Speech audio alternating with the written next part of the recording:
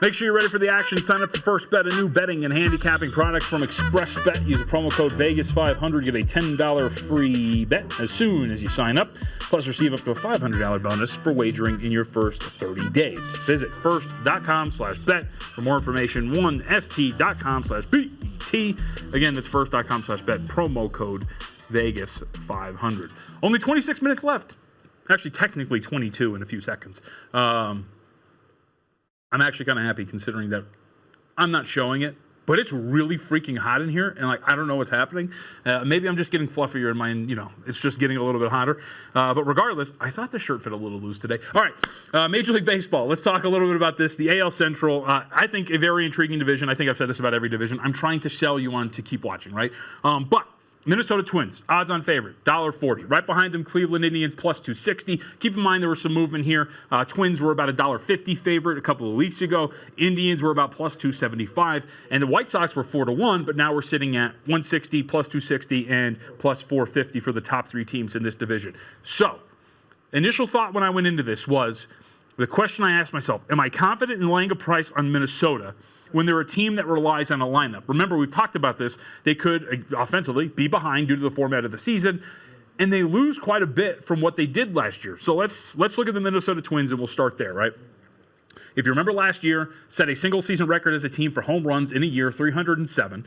11 members of that team hit double-digit home runs. Here's the issue. 1, C.J. Cron, Jonathan Scoop, both gone from this lineup. That is a combined 48 home runs from last year's team that are no longer with the lineup. I said Scoop, it's Scope. That are no longer with the team, right? 48 home runs from 307, out, gone. The other issue that I have here, Mitch Garver was a massive part of this team in terms of their lineup and power. Mitch Garver hit 31 home runs last season over 359 plate appearances.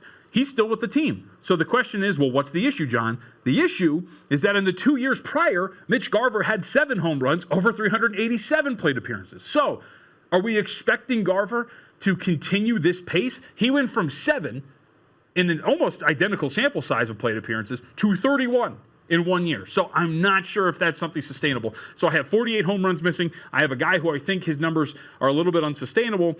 And then like I talked about too, right? How much of the offense is behind to start the season? Is this style sustainable? Yes, I know Scope. I think I corrected myself. If I didn't, Shoop, Scope, whatever. It is Jonathan Scope.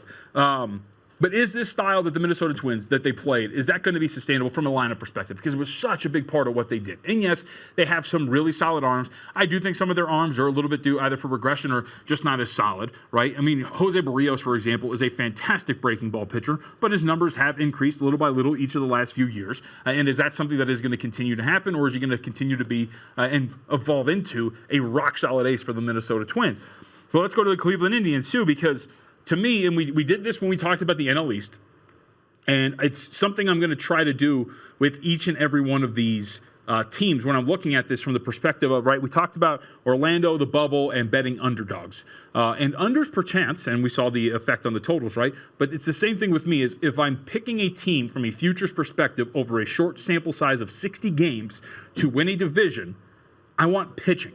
And I think the Cleveland Indians have that, right? Mike Clevenger, 271, 309 ERA xFIP split last year. Very good. That's over 126 innings. Fantastic strikeout pitcher that averaged 1207 strikeouts per 9 innings. He eliminated free runners, just over 2.5 free runners, walks per 9, and home runs were great. He kept the ball down and in the park, 0.71 home runs every 9 innings. You have Shane Bieber, who's a rock-solid number 2 option for the Cleveland Indians. 1088 on the strikeouts per 9. He limits walks even more so than Clevenger at 168 walks per 9 innings, and posted his own rock-solid ERA xFIP split of 328, 323. And then you have a guy like Carlos Carrasco, who, if you remember, was one of our buy low pitchers. And a lot of Carlos Carrasco's issue really had to do with health. But you look at the strikeouts per 9 innings that were in the range of 14, the swinging strike rate that was in the range of 14, the strikeout per 9 innings that was well over 12 for Carlos Carrasco.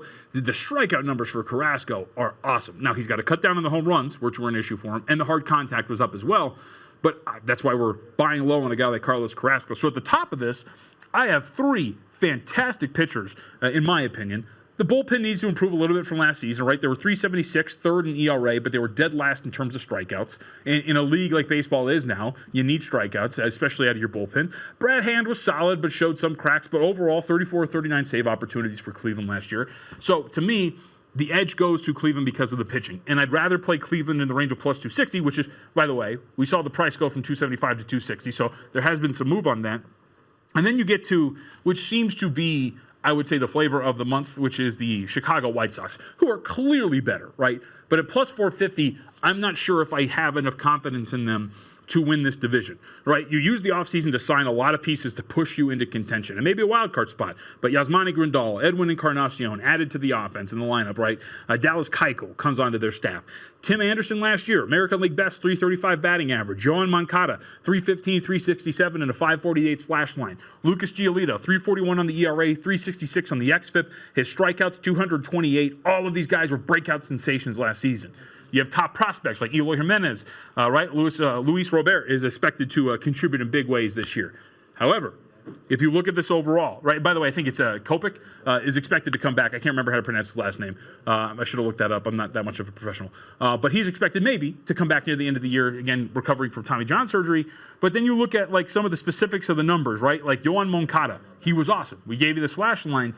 He posted a batting average on balls in play of 406. That's the highest mark since 1977. That's not a figure that is sustainable or replicable, in my opinion, right? Anderson, right behind him, at 399 in terms of the batting average on balls in play. So can they replicate those two seasons when they were, for lack of a better term, getting lucky in terms of the batting average on balls in play? Giolito has still not thrown 180 innings, and of course he's not going to have to this time around, but that is still a question mark of longevity for a guy like Lucas Giolito, and how good is their defense going to be, because it projects to be a bottom half of the league defense. So, like overall, Chicago White Sox, I feel like, are not a team that I want in the range of plus 450 to win a division. And if you want to make the argument for a Kansas City Royals or a Detroit Tigers, I mean, I guess you can do that. I wouldn't be confident enough to bet 30-1 or 50-1 on those teams. I get the short sample size and the 60 games and all of that, but I'm not sure if they really have enough to actually win a division. But then again, I guess we've seen crazier things. It's a 60-game season, so maybe anything can happen up to this point. So to me, give me the Cleveland Indians. I'll take the pitching staff at plus 260 to win this division overall. I really like what Cleveland brings to the table, especially over 60 games. You get that much of an edge when you have that much talent at the top of the rotation. All right, we wrap up the show on the other side. Again, we'll get updates on the Russell Westbrook news. He has tested positive for COVID-19. What that means for him going forward, I don't think we'll see any adjustments in the lines, but we'll talk about that. And the Orlando Magic are our team that we're going to focus on today for nothing but analytics. A very bad offensive team that doesn't really have a lot going for it, at least in terms of the big picture.